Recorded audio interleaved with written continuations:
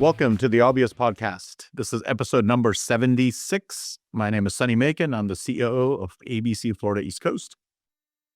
And I'm Peter Daiga, President and CEO at ABC Florida East Coast. You are listening and or watching the Obvious Podcast, where all opinions expressed are our own, unless we say otherwise. Love the show? We ask you to subscribe on any major podcast platform or watch us in action on YouTube. Follow the Obvious Podcast on Instagram, X, True Social, and now TikTok. All the links you need are in the show notes. And you can reach out to us at any time at theobvious@abceastflorida.com. And if you're enjoying the ride, we ask you to help others find us by leaving a review wherever you listen. So happy Friday, Sonny, from Costa Rica. Happy Friday, Peter. And happy St. Valentine's Day for Southern State. That's one of my pet peeves, by the way. It's St. Valentine's Day. Okay. It's not just Valentine's Day. So he was a Christian saint, right? That's right. So, and Christmas does not end on Christmas Day. Well, we can talk about that. Nice mills, all my idiosyncrasies, so, or whatever you want to call them. Yeah, we can talk about that. That's right. In December. Any event. We hope that you've got great big plans, whatever they are. Yes. So, and don't forget, and for the men in our audience, don't forget, this is a public service reminder.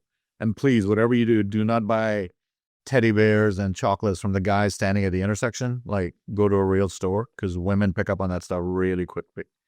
So, and sounds like experience, Sonny. Personal experience. Because that Russell Stover turned out not to be Russell Stover. So, what are we talking about today, Sonny? Happy Friday, everybody. So So what I'm really curious about is,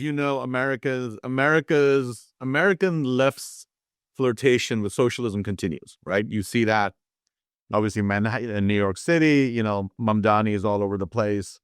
Apparently, if you remember the snowstorm from a few weeks ago, my friends in New York are telling me he did a terrible job with the plow and the road conditions, and garbage is piling up and all sorts of things. So, but actually, it turns out running government is different from just talking about it. I'm talking about it. So the flirtation of the left, and then I know you're in Costa Rica, and you just went through an election in Costa Rica, and Costa Rica has now gone to the right. You and I have had many conversations about the gentleman with the crazy hair out of Argentina who I read this interesting article, Wall Street Journal. Milei? What's it? Yeah, Milei. Thank you. Love him. Yeah. Love his hair. I read this interesting article in the Wall Street Journal a few months ago. Housing costs in Buenos Aires have plummeted because he got rid of rent controls. And what getting rid of rent control did, the supply of available rentals in Buenos Aires at least doubled, if not tripled, right? And the increase in supply brought down prices. So hold it, Sonny. He actually got rid of the controls and the prices actually came down? Correct. Shocking, isn't it? It is shocking. Well, because people before who didn't want to put their stuff on because they were told what price they could get, now, even though the price might be lower, they feel better about it and more people are willing to do it. So isn't it amazing how you can, on one part of in the Southern Hemisphere, in the same, parallel, right. And you remember the controversy a few weeks ago when the lady... And you go up to New York and he's doing the exact opposite. So, it's unbelievable. Do you remember the woman he's hired for, I forget her title, something to do with like rent coordinator. And she was talking about how white people should get used to not owning homes and some minorities should used to get, just asinine talk. And this lady has some high level position in Mamdani's administration. So this gets to kind of the things that I was going into this podcast taping, that I wanted to talk about, because I was last night reflecting, with family and or a while back when very recently I was in Costa Rica, right? Coincidentally on their election day, their national election day, and first off, it's very I want to say I'm very apprehensive about talking about another country's politics, right? Because I'm not one of them. I don't know it other than my very superficial observations, right? Wait, I'm surprised. They don't let you vote, even though you're just an illegal alien visiting? Well, that was one of my observations. It's amazing. Actually yeah. So anyway, let me get to that in a minute. So, but the overall connection of we've become, and it's almost insulting to use this term, but we've become the banana republic. The United States. I mean, you've got mayors of some of the largest cities in the world that are doing this backward stuff of rent control, thinking it's actually going to help when it's going to do nothing but make the price of housing even more expensive and less affordable or reachable, by the average working New York, yeah. What do you call someone from New York? So in any event, I mean, it's amazing. Whereas in other parts of the world, in Latin and South America, they're actually doing the opposite thing, right? They seem to be trending towards a different direction, which is amazing. And you're right. Actually, the government in Costa Rica, I've learned a lot, and it's been fascinating. So they have every 4 years, they elect their president and their entire what they call their assembly, which is they have a unicameral, not a bicameral legislative body. So one body of 57 people. Okay, it's a country of 6 million, I think, or so. So it's roughly the size of South Florida. So, but they have a legislative body of 57, and they elect all 57 of them and the president every 4 years. Okay. And multiple parties, especially in the last 10 or 20 years, the number of parties had grown. It used to be much more dominated by two predominant ones. But the president in the last 4 years was a right of center person, and one of my observations is it's amazing how little really differs from country to country, from language to language. I think in the last day of campaigning, the current president, which, if I get it right, are not allowed to run for consecutive terms. Okay. So that same party, somebody else is running, that president could come back after that and run again, but they can't run for consecutive terms. So, you have the current president kind of running on behalf of his party, but somebody else is, who you're electing or voting. And they caught him in the last day or two was being insulted by somebody in the crowd. And he did, silly little, like, haha, but, so do you. You can give me the middle finger, but blah, blah, blah. And of course, the media, it just reminded me of the US and how they treat Trump. When he can push back a little bit because somebody's insulting him and all they want to focus on is because all the talk was how unpresidential it was for him to stick his tongue out and do this. That's all they wanted to talk about. They didn't want to talk about the insults that were being poured at him. So in any event, the results last night were pretty resounding. They have multiple people running, and if one individual candidate does not receive 40%, they have to have a runoff. And I think a lot of the talk going into this was whether there'd be a runoff or not. Because when you have, I don't know, 6 or 7 or 8 different parties, it can be difficult, to actually get that 40%. But the incumbent party got actually 49%, almost an outright majority when you have, again, 5 or 6 other people running. So it was a pretty resounding victory for the current right of center government, which was being attacked for all the same things that you see in the United States and in countries all over the world. It's the same. Doesn't matter what language or where. It's almost the same, right? Yeah. You got people trying to Americanize the issues here. You got a lot of Central and South American countries who on social issues, for example, are very conservative. They're very Christian and they're very family oriented. But, you got American interests who are trying to push whatever those issues are, and they don't go over too well for the most part. But more amazing to me last night was the makeup of the assembly, their Congress was like you see in a lot of European parliaments, no single outright majority, right? Because you have so many parties and you got to build coalitions to get government. Yeah, it's a coalition government, which is kind of what they've been operating under. Last night, this government got an outright majority in the assembly. So it's really going to change, I think, how they legislate here, which is pretty amazing. So I think they got 30 of the 57. Is the media the same as the leftists, and so they're constantly attacking the center-right politics? Absolutely. Oh yeah, it's pretty much the same. Pretty much the same. In fact, one of my family members was showing that the day after the current president, who was elected 4 years ago, was elected, his first interview with the media, he brought it right up on his phone, which told me he had it. He had it on his phone. And he was like, "Look at this first interview," and the media was asking the president, "Are you going to apologize to the press because you were rude to them?" Right? I mean, it's the same stuff.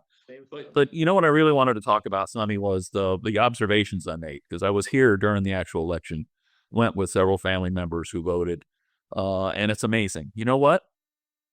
Single day voting in this country. There's no week before, week after. There's no mail-in. There's no absentee. I asked, what if you're disabled? What if you're an elderly person? You get somebody to help you. You get them to the polls. Yeah. There's plenty of help. There's plenty of groups and parties and whatnot, but single day voting, you got one day from 6 to 6. Wow. Guess what? They require a voter ID. Guess what? Only citizens can vote. Wow.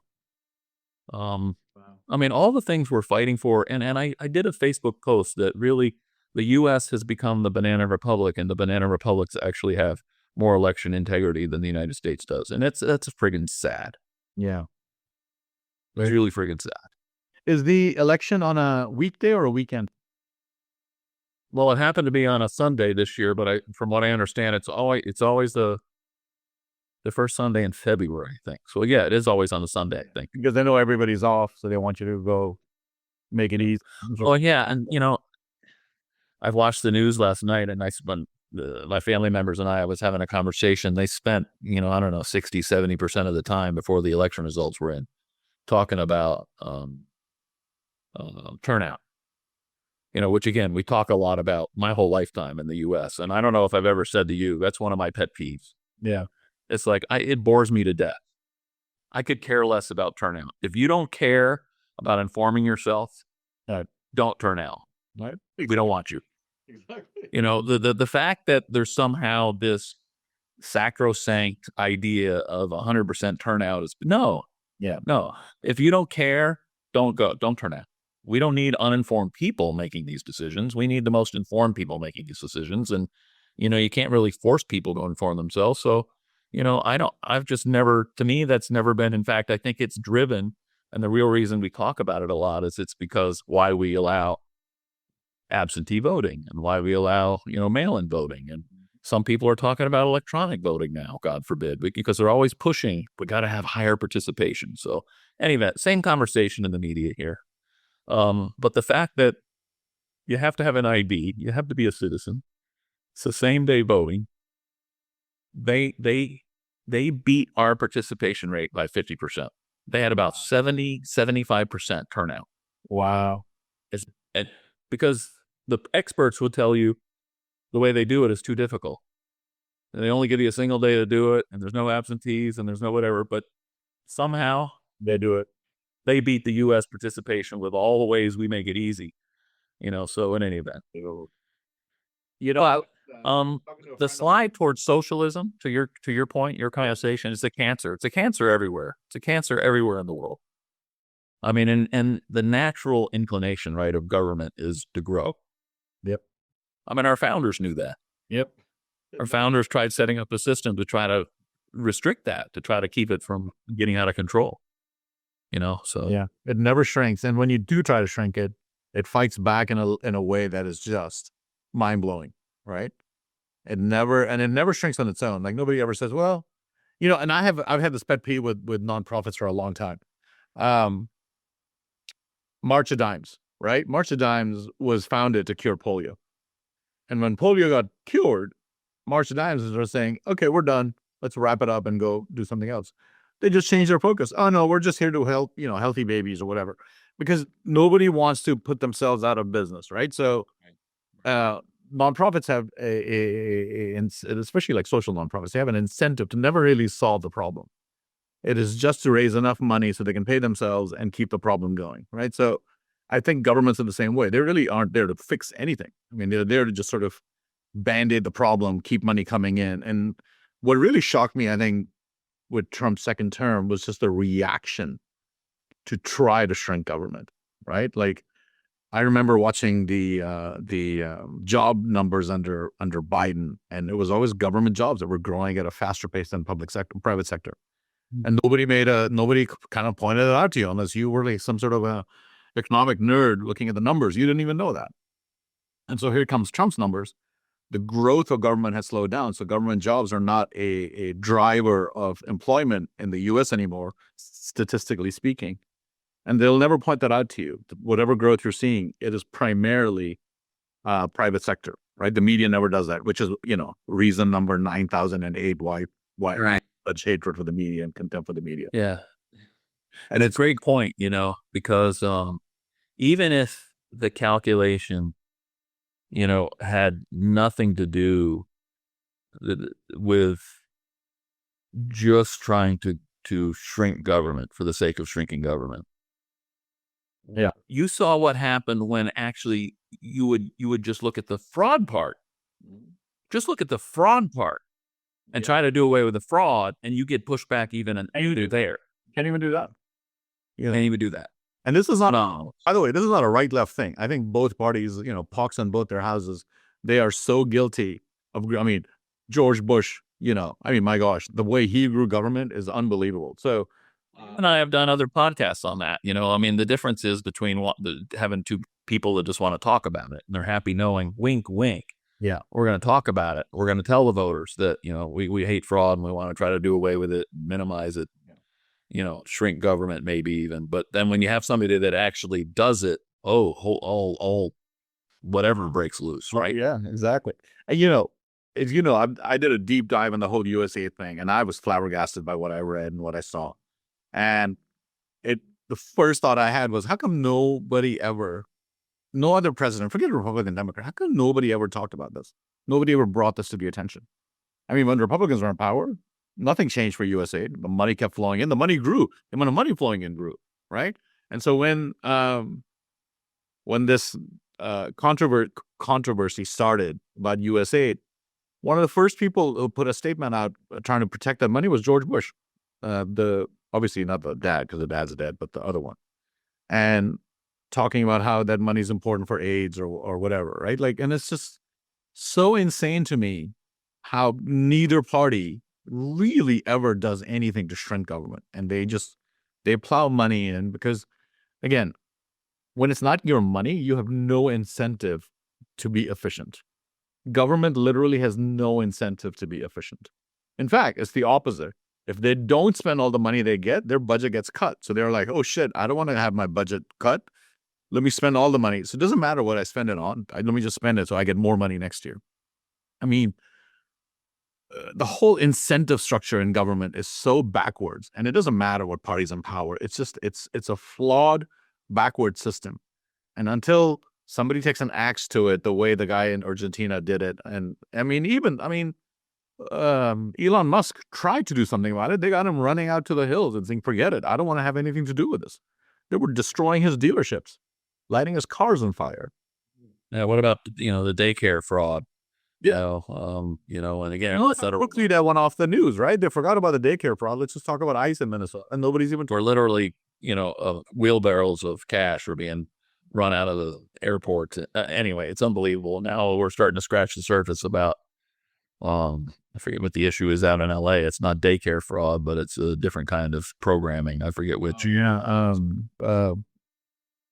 Hospice care. They're having a huge issue with hospice care, and they're like, it's like and there's one of the cabinet ministers, I don't remember, I can't think of I think it might have been Dr. Oz, talking about how, this is all owned by the Russian mafia and the Albanian mafia, in LA. They control, I got an LA story I need to share with you, our audience. You're talking about voter ID. I have a good friend of mine who lives in Los Angeles, has two businesses in the city, lives in the city. And I remember the last election we were talking about in Florida, you have to show your ID to vote. He literally told us in Los Angeles, and I don't know if this is a Los Angeles thing or a California thing, but in Los Angeles, if a poll worker asks you for your ID, that's illegal. And that poll worker can get in trouble for asking you for your ID.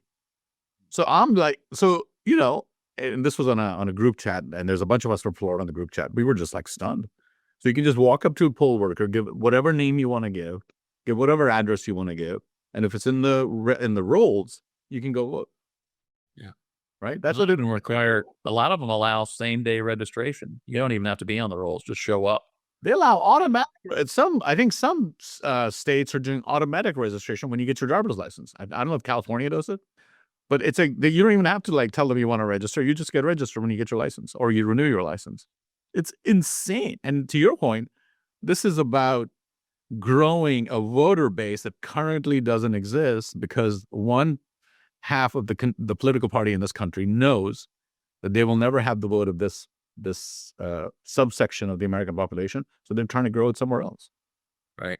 There's a few minutes back, Sonny, you were talking about. I think we were talking more about the impact on the economy. Right, growing, shrinking government. We were talking about Argentina and the stronger rental market and brought down prices and I don't know if it was your intention or not, but again, I like where we can, trying to tie whatever it is we talk about, because for a lot of people, it's a difficult nexus. Yeah. To ABC and our mission.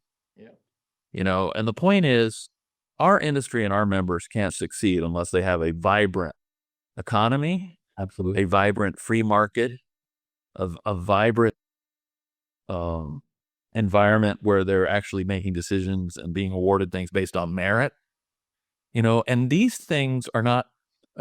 The natural order of the universe is atrophy and away from these things, and big government growing and pressures against these things, unless you have an organization like ABC, who's going to fight these things. And to your earlier point about, I'm not in particular fear of us, quite frankly, ever achieving our goal, because there's constant pressure against the meritocracy and free markets. Yep. Which again, that's at the apex of who ABC is and who we are and what we stand for, and why these conversations are relevant. Because they all feed into having a system, that reflects those values. And without them, our industry and our members are not going to thrive. So this is the last point I want to make, because I know we're running out of time. You just made a point about the natural order is to atrophy, right? I think what ABC functions as, ABC is the only organization that I'm aware of that is deliberately and strategically trying to be countercultural, because we have to be countercultural, because the culture's natural inclination is to atrophy. It's to eat itself and to destroy itself. So if you don't fight that, and if you literally aren't the salt on the earth, it'll be devastation. It'll be devastation, and it'll be devastation for everything, every value, every principle that has made this country great will go away, because that is the natural inclination. And now you can kind of say, well, it's because of the education system, whatever the cause might be, but that's really where we are. And it's a global perspective. American political consultants go all over the world. If you don't know that, if you don't know that Democrat and Republican consultants are all over the world, they're feeding this stuff to governments all over the world, and have been for a long, long time. This is not a new idea, right? The idea is to export not American values, but their side's values globally. And that's what USAID has done effectively. And so, that's great. Great point, Sonny. I don't know if I've said it to you before. I probably have. I have a great saying of, when is imperialism acceptable to the left? Right.